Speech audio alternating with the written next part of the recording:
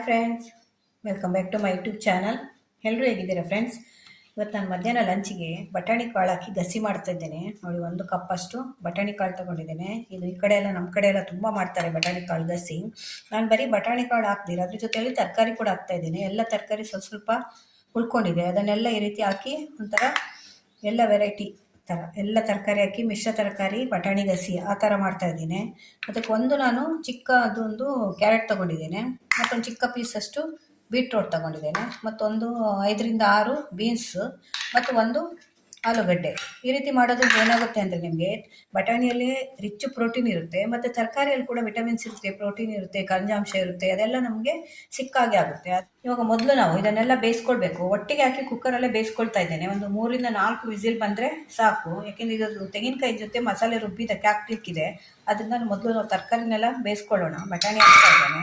ಇದಕ್ಕೆ ಮೇಯ್ನ್ ಬಟಾಣಿ ಸ್ವಲ್ಪ ಜಾಸ್ತಿ ತೊಗೊಳ್ಳಿ. 1 ಕಪ್ಪಷ್ಟು ಬಟಾಣಿ ತೊಗೊಳ್ಳಿ. ತರಕಾರಿ ಎಲ್ಲ ನಿಮಗೆ ಸ್ವಲ್ಪ ಸಾಕಾಗುತ್ತೆ. ಇಷ್ಟು ಇಲ್ಲ ಅಂದರೆ ಒಂದು 2 ತರಕಾರಿ ಇದ್ರೂ ಸಾಕು. ಆಲೂಗಡ್ಡೆ ಮತ್ತು ಕ್ಯಾರೆಟ್ ಅಥವಾ ಬೀನ್ಸ್ ಯಾವುದಾದ್ರೂ ಒಂದಿದ್ರೂ ಹಾಕ್ಕೊಳ್ಬೋದು, ಅಥವಾ ಇನ್ನೂ ಜಾಸ್ತಿ ತರಕಾರಿ ಇದ್ರೂ ಕೂಡ ಹಾಕ್ಕೊಳ್ಬೋದು. ಅದನ್ನೆಲ್ಲ ಒಟ್ಟಿಗೆ ಹಾಕಿ ಇವಾಗ ಬೇಯಿಸ್ಕೊಳ್ತೇನೆ. ಮಕ್ಕಳಿಗೆ ಈ ರೀತಿ ಎಲ್ಲ ಮಾಡಿಕೊಟ್ರೆ ಒಳ್ಳೆ ಪ್ರೋಟೀನ್ ಸಿಗುತ್ತೆ. ಮಕ್ಕಳಿಗೆಲ್ಲ, ದೊಡ್ಡವರಿಗೆ ಕೂಡ ಇದೆಲ್ಲ ಪ್ರೋಟೀನು ಕ್ಯಾಲ್ಸಿಯಂ ಎಲ್ಲ ಕಡಿಮೆ ಆಗಿದೆ ಅಲ್ಲ. ಈ ರೀತಿ ಎಲ್ಲ ಒಟ್ಟಿಗೆ ತರಕಾರಿ ಹಾಕಿ ನಾವು ಹುಳಿ ಮಾಡಿದರೆ ತುಂಬ ಚೆನ್ನಾಗಿರುತ್ತೆ. ಇದು ಒಂದು ಸ್ವಲ್ಪ, ಇದಕ್ಕೊಂದು ಅರಿಶಿನ ಪೌಡ್ರ್ ಹಾಕ್ತಾಯಿದ್ದೆ, ನಂದು ಅರ್ಧ ಸ್ಪೂನಷ್ಟು. ಇದಕ್ಕೇನು ಬೇಳೆ ಬೇಕು ಅಂತಿಲ್ಲ.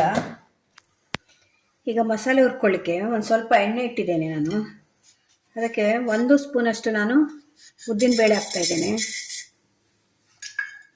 ಮತ್ತೊಂದು 1/4 ಸ್ಪೂನಷ್ಟು ಮೆಂತ್ಯ ಹಾಕ್ತಾಯಿದ್ದೇನೆ. 1/4 ಸ್ಪೂನಷ್ಟು ಮೆಂತ್ಯ ಹಾಕಿದರೆ ಸಾಕು. ಇದು ಗಸಿ ಆದ್ದರಿಂದ ಅದೊಂದು ಸ್ವಲ್ಪ ಇವಾಗ ಹುರ್ಕೊಳ್ಬೇಕು. ಒಂದು ಸ್ವಲ್ಪ ಉದ್ದಿನ ಬೇಳೆ ಕಲರ್ ಚೇಂಜ್ ಆಗಬೇಕಿದು.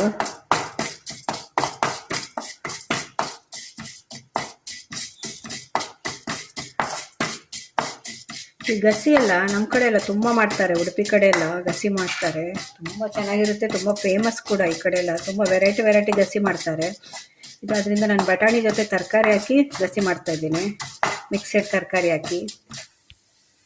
ಇವಾಗ ಇದಕ್ಕೊಂದು ಅರ್ಧ ಸ್ಪೂನಷ್ಟು ಧನಿಯಾ ಹಾಕ್ತಾ ಇದ್ದೀನಿ.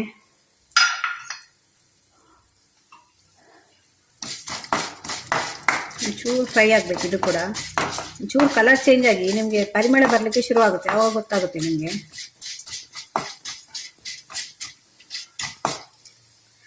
ಇವಾಗ ಇದಕ್ಕೊಂದು ಸ್ವಲ್ಪ ಕರಿಬೇವು ಹಾಕ್ತಾ ಇದ್ದೀನಿ.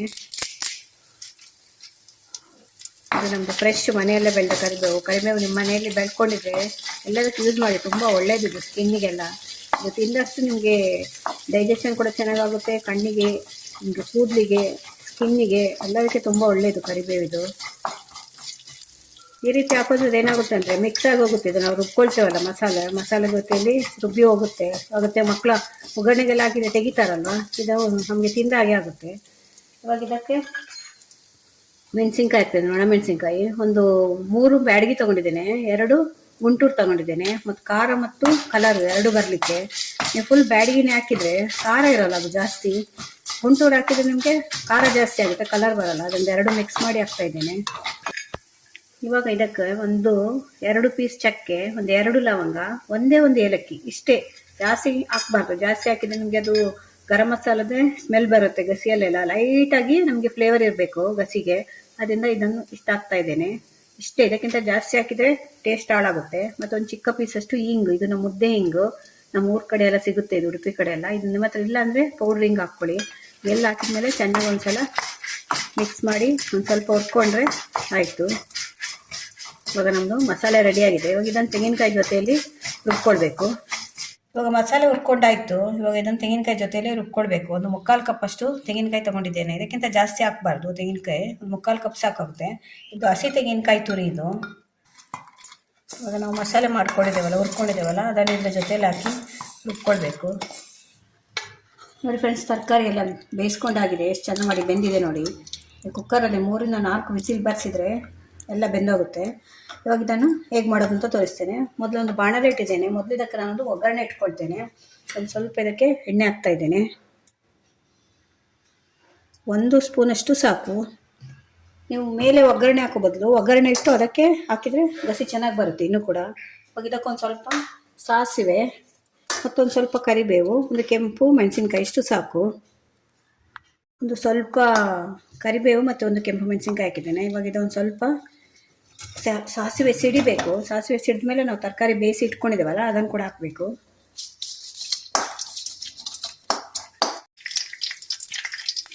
ಇದು ತುಂಬ ಚೆನ್ನಾಗಿರುತ್ತೆ ಫ್ರೆಂಡ್ಸ್, ಒಂದ್ಸಲ ಮಾಡಿ ನೋಡಿ. ಇವೆಲ್ಲ ತರಕಾರಿ ಮಿಕ್ಸ್ ಮಾಡಿ ಮಾಡ್ಬೋದು, ಅಥವಾ ಒಂದೇ ತರಕಾರಿ ಹಾಕ್ಕೊಳ್ಬೋದು. ಒಂದು ಬಟಾಣಿ ಹಾಕ್ಕೊಂಡು ಅದ್ರ ಜೊತೆ ಆಲೂಗಡ್ಡೆ ಅಥವಾ ಬೀಟ್ರೋಟು ಅಥವಾ ಬೀನ್ಸು, ಈಗ ಒಂದು ತರಕಾರಿ 2 ತರಕಾರಿ ಹಾಕ್ಕೊಂಡು ಚೆನ್ನಾಗಿ ಹಾಕ್ಕೊಂಡು ಮಾಡ್ಬೋದು. ಕ್ಯಾಬೇಜ್ ಇದ್ದರೆ ಅದನ್ನು ಕೂಡ ಹಾಕ್ಕೊಳ್ಬೋದು, ಅದು ಕೂಡ ಚೆನ್ನಾಗಿರುತ್ತೆ. ಇವಾಗ ಆಲ್ಮೋಸ್ಟ್ ಇದು ಸಾಸಿವೆ ಸಿಡಿದಿದೆ. ಇವಾಗ ಇದಕ್ಕೆ ನಾವು ತರಕಾರಿ ಬೇಯಿಸಿ ಇಟ್ಕೊಂಡಿದ್ದೇವಲ್ಲ ಇದನ್ನು ಕೂಡ ಹಾಕ್ತಾಯಿದ್ದೇನೆ. ಒಗ್ಗರಣೆಗೆ ಇಷ್ಟು ಸಾಕು, ಮತ್ತು ಜೀರಿಗೆ ಉದ್ದಿನಬೇಳೆ ಅದೆಲ್ಲ ಅಗತ್ಯ ಇಲ್ಲ.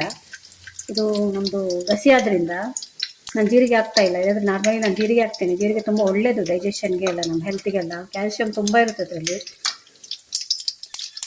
ಸಾಸಿವೆ ಸಿಡಿಬೇಕು. ಸಾಸಿವೆ ಸಿಡಿಯೋ ಮೊದಲೇ ಹಾಕಿದರೆ ನಿಮಗೆ ಒಂಥರ ಕಹಿ ಬರುತ್ತೆ. ಈಗ ಸಾಸಿವೆ ಸಿಡಿದ ಮೇಲೆ ಬೇಯಿಸ್ಕೊಂಡಿರೋ ತರಕಾರಿ ಕೂಡ ಅದಕ್ಕೆ ಹಾಕ್ತಾ ಇದ್ದೇನೆ. ನೋಡಿ ಹೇಗೆ ಕಾಣ್ತಾ ಇದೆ ಅಂತ. ಎಲ್ಲ ತರಕಾರಿ ಎಷ್ಟು ಪೌಷ್ಟಿಕಾಂಶ ಇದೆ, ಎಷ್ಟು ಖನಿಜಾಂಶ, ಎಷ್ಟು ವಿಟಮಿನ್ಸು, ಎಷ್ಟು ಪ್ರೋಟೀನು ಎಲ್ಲ ಒಂದರಲ್ಲೇ ಸಿಗುತ್ತೆ ನಮಗೆ ಈ ರೀತಿ ಮಾಡ್ಕೊಂಡು ತಿಂದರೆ. ಇಲ್ಲಾಂದರೆ ಮಕ್ಕಳು ಏನು ತಿಂತಾರೆ ಹೇಳಿ, ಏನು ತಿನ್ನೋದೇ ಇಲ್ಲ ಈಗ. ಇವಾಗ ಇದೊಂದು ಸ್ವಲ್ಪ ಕುದಿ ಬರಬೇಕು. ಇವಾಗ ಇದಕ್ಕೆ ನಾವು ಉಪ್ಪು ಹುಳಿ ಎಲ್ಲ ಹಾಕೋಣ. ಇವಾಗ ಇದಕ್ಕೆ ಒಂದು ಸ್ವಲ್ಪ ಅರಿಶಿಣದ ಪೌಡ್ರ್ ಹಾಕ್ತಾ ಇದ್ದೇನೆ. ಆಗ ತರಕಾರಿ ಬೇಯುವಾಗ ಸ್ವಲ್ಪ ಹಾಕಿದ್ದೆ ನಾನು, ಇವಾಗ ಇನ್ನೊಂದು ಸ್ವಲ್ಪ ಹಾಕ್ತಾಯಿದ್ದೇನೆ. ಮತ್ತು ಒಂದು ಸ್ವಲ್ಪ ಬೆಲ್ಲ ಹಾಕ್ತಾ ಇದ್ದೇನೆ. ಬೆಲ್ಲ ಬೇಡ ಅಂದರೆ ಸ್ಕಿಪ್ ಮಾಡ್ಕೊಳ್ಳಿ, ಅದ್ರ ಗಸಿಗೆ ಸ್ವಲ್ಪ ಬೆಲ್ಲ ಹಾಕೋದ್ರಿಂದನೇ ರುಚಿ ಬರುತ್ತೆ. ಇವಾಗ ಇದಕ್ಕೊಂದು ಸ್ಪೂನಷ್ಟು ಉಪ್ಪು ಹಾಕ್ತಾ ಇದ್ದೇನೆ. ಉಪ್ಪು ಕೂಡ ನೋಡ್ಕೊಂಡು ಹಾಕೊಳ್ಳಿ. ಮತ್ತೊಂದು ಸ್ವಲ್ಪ ಹುಳಿ ರಸ, ಒಂದು ಲಿಂಬೆಹಣ್ಣಿನಷ್ಟು ಹುಳಿ ತೆಗೆದು ರಸ ತೆಗೆದು ಇಟ್ಕೊಂಡಿದ್ದೆ, ಅದನ್ನು ಕೂಡ ಹಾಕ್ತಾ ಇದ್ದೇನೆ. ಇವಾಗ ಇದೆಲ್ಲ ಕುದಿ ಬರಬೇಕು. ಇದು ಕುದಿ ಬಂದ ಮೇಲೆ ಲಾಸ್ಟಲ್ಲಿ ನಾವು ತೆಂಗಿನಕಾಯಿ ಜೊತೆ ರುಬ್ಬಿದ್ದೇವಲ್ಲ ಮಸಾಲೆ, ಅದನ್ನು ಕೂಡ ಹಾಕಬೇಕು. ಇವಾಗ ಅದೊಂದು ಸ್ವಲ್ಪ ಕುದಿ ಬರಲಿ. ನೋಡಿ ಈಗ ನಮ್ಮ ತರಕಾರಿ ಎಲ್ಲ ಕುದೀತಾ ಇದೆ, ಎಷ್ಟು ಚೆನ್ನಾಗಿ ಪರಿಮಳ ಬರ್ತಾ ಇದೆ ಅಂದರೆ. ಇವಾಗ ಇದನ್ನು ಮಸಾಲೆ ರುಬ್ಕೊಂಡಿದ್ದೆಲ್ಲ ತೆಂಗಿನಕಾಯಿ ಜೊತೆ, ಅದನ್ನು ಕೂಡ ಇವಾಗ ಇದಕ್ಕೆ ಹಾಕ್ತೇನೆ. ನೋಡಿ ಮಸಾಲೆ ರುಬ್ಕೊಂಡಿದ್ದು, ಗಸಿಗೆ ಇದೇ ಮೇಯ್ನು. ನಾವು ಗರಂ ಮಸಾಲೆ ಹಾಕಿ ರುಬ್ಕೊಳ್ತೇವಲ್ಲ ಅದೇ ಗಸಿ ಮೇಯ್ನು. ಇದನ್ನು ಇದಕ್ಕೆ ಹಾಕ್ತೇನೆ. ನೀವು ಎಷ್ಟು ನೀರು ಬೇಕೋ ಅಷ್ಟು ನೋಡಿಕೊಂಡು ಮಾಡ್ಕೊಳ್ಬೇಕು. ಯಾಕೆಂದರೆ ನಾವು ಮೊದಲು ತುಂಬ ಗಟ್ಟಿ ಮಾಡಿಕೊಂಡ್ರೆ ಆಮೇಲೆ ಮತ್ತೆ ಅದು ಗಟ್ಟಿ ಆಗುತ್ತೆ ತೆಂಗಿನಕಾಯಿ ಹಾಕಿರೋದ್ರಿಂದ. ನಾವು ಅದರಿಂದ ಮಾಡ್ಕೊಳ್ಳುವಾಗೆ ಸ್ವಲ್ಪ ನೀರಾಗೆ ಮಾಡಿಕೊಂಡ್ರೆ ಆಮೇಲೆ ಸರಿ ಆಗುತ್ತೆ ನಮಗೆ. ಕನ್ಸಿಸ್ಟೆನ್ಸಿ ನೋಡ್ಕೊಳ್ಳಿ. ನೋಡಿ ಫ್ರೆಂಡ್ಸ್ ಹೇಗೆ ಕಾಣ್ತಾ ಇದೆ. ಇದು ನಿಮಗೆ ಚಪಾತಿ ಜೊತೆ ಮತ್ತು ರಾಗಿ ಮುದ್ದೆ ಮಾಡ್ತೀರಲ್ಲ ಅದ್ರ ಜೊತೆ ಕೂಡ ತುಂಬ ಚೆನ್ನಾಗಿರುತ್ತೆ. ಮತ್ತು ಅನ್ನದ ಜೊತೆ ಬಿಸಿ ಬಿಸಿ ಅನ್ನಕ್ಕೆ ಒಂದು ಸ್ವಲ್ಪ ತುಪ್ಪ ಹಾಕ್ಕೊಳ್ಬೇಕು ಮೇಲೆ, ಅದನ್ನು ಹಾಕ್ಕೊಂಡು ತಿಂದರೆ ಒಂದು ಸೂಪರಾಗಿರುತ್ತೆ ಇದು. ಇವಾಗ ಇದೇನು ಅಂದರೆ ನೀವು ಹಾಕಿದ ಮೇಲೆ ತುಂಬ ಕುದಿ ಬರಬಾರ್ದು, ಯಾಕೆಂದರೆ ತರಕಾರಿಗೆ ಉಪ್ಪು ಹುಳಿ ಎಲ್ಲ ಇಟ್ಕೊಂಡಿದೆ, ನಾವು ಆಲ್ರೆಡಿ ಕುದಿಸಿದೇವಲ್ಲ. ಇವಾಗ ತೆಂಗಿನಕಾಯಿ ಮಸಾಲೆ ರುಬ್ಬಿದ್ದನ್ನು ಹಾಕಿದ ಮೇಲೆ ತುಂಬ ಕುದಿ ಬರಬಾರ್ದು. ಒಂದು ಸ್ವಲ್ಪ ಒಂದು 3ರಿಂದ 4 ಕುದಿ ಬಂದರೆ ಸಾಕು. ಒಂದು 5 ನಿಮಿಷ ತಗೊಳುತ್ತೆ ಇದು ಕುದಿಲಿಕ್ಕೆ. ನೋಡಿ ಈಗ ಕುದೀತಾ ಇದೆ, ಇಷ್ಟು ಕುದಿದ್ರೆ ಸಾಕು. ಯಾಕೆಂದರೆ ತುಂಬ ಜಾಸ್ತಿ ಕುದಿ ಬಂದರೆ ನಿಮಗೆ ಅದು ನಾವು ಚಕ್ಕೆ ಲವಂಗ ಹಾಕಿದ್ದೇವಲ್ಲ ಅದರದ್ದೇ ಸ್ಮೆಲ್ ಜಾಸ್ತಿ ಬರುತ್ತೆ. ಇದು ಗಸಿ ಆದ್ರಿಂದ ನಿಮಗೆ ತುಂಬ ಕುದಿಬೇಕು ಅಂತಿಲ್ಲ.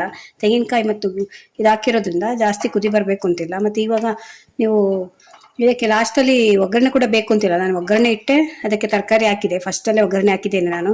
ಇವಾಗ ಆಲ್ಮೋಸ್ಟ್ ನಮ್ಮದು ಬಟಾಣಿ ಮತ್ತು ತರಕಾರಿ ಹಾಕಿ ಮಾಡಿದಂಥ ಗಸಿ ರೆಡಿಯಾಗಿದೆ. ತುಂಬ ಚೆನ್ನಾಗಿ ಬಂದಿದೆ ಫ್ರೆಂಡ್ಸ್. ಎಷ್ಟು ಪರಿಮಳ ಬರ್ತಾ ಇದೆ ಅಂದರೆ, ಪರಿಮಳ ತಗೊಂಡ್ರೆ ನಮಗೆ ಊಟ ಮಾಡಬೇಕು ಅನಿಸುತ್ತೆ, ಅಷ್ಟು ಚೆನ್ನಾಗಿರುತ್ತೆ. ಇವಾಗ ಆಲ್ಮೋಸ್ಟ್ ಆಗಿದೆ. ಇವಾಗ ಇದನ್ನು ಆಫ್ ಮಾಡ್ತಾ ಇದ್ದೇನೆ. ಹೇಗೆ ಕಾಣ್ತಾ ಇದೆ ಅಂತ. ಇಷ್ಟು ಪೌಷ್ಟಿಕಾಂಶ ಇದೆ ಇದರಲ್ಲಿ, ಆದ್ದರಿಂದ ಈ ರೀತಿ ಒಂದ್ಸಲ ಮಾಡ್ಕೊಳ್ಳಿ. ಬಟಾಣಿ ಹಾಕಿ, ನೀವು ಬಟಾಣಿ ಜೊತೆ ಬಟಾಣಿ ಬೇಡ ಅಂದರೆ ಕಡಲೆಕಾಳು ಬರುತ್ತಲ್ಲ ಅದನ್ನು ಕೂಡ ಹಾಕ್ಕೊಳ್ಬೋದು. ಆದರೆ ಅದು ಕಡಲೆಕಾಳಿದ ಗಸಿ ಆಗುತ್ತೆ, ಅದೊಂದು ಬೇರೆ ರೀತಿ ಆಗುತ್ತೆ. ಮತ್ತು ಕಾಳುಗಳು ತುಂಬ ಬರುತ್ತಲ್ಲ, ಬೇರೆ ಬೇರೆ ಕಾಳುಗಳು, ಅವರೆಕಾಳು ಬರುತ್ತೆ, ಅಲಸಂದೆ ಕಾಳು ಬರುತ್ತೆ, ಅದನ್ನೆಲ್ಲ ಹಾಕಿಕೊಂಡು ಗಸಿ ಮಾಡ್ಬೋದು. ನೋಡಿ ಎಷ್ಟಾಯಿತು. ಇದು ಒಂದು ಸ್ವಲ್ಪ ನಾನು ನೀರಾಗೆ ಮಾಡ್ಕೊಂಡಿದ್ದೇನೆ, ಯಾಕೆಂದರೆ ಇದು ಮತ್ತೆ ನಿಮಗೆ ಅದು ಆರುವಾಗ ಮತ್ತೆ ಅದು ಗಟ್ಟಿ ಆಗುತ್ತೆ. ಒಂದು ರುಚಿಯಾದ ಪೌಷ್ಟಿಕಾಂಶ ಇರುವಂಥ ಗಸಿ ರೆಡಿ ಆಯಿತು. ಇದು ನಮ್ಮ ಉಡುಪಿ ಕಡೆ ಎಲ್ಲ ತುಂಬ ಮಾಡ್ತಾರೆ. ಗಸಿ ಅಂದರೆ ಭಾರಿ ಫೇಮಸ್ ನಮ್ಮದು ಉಡುಪಿ ಕಡೆ.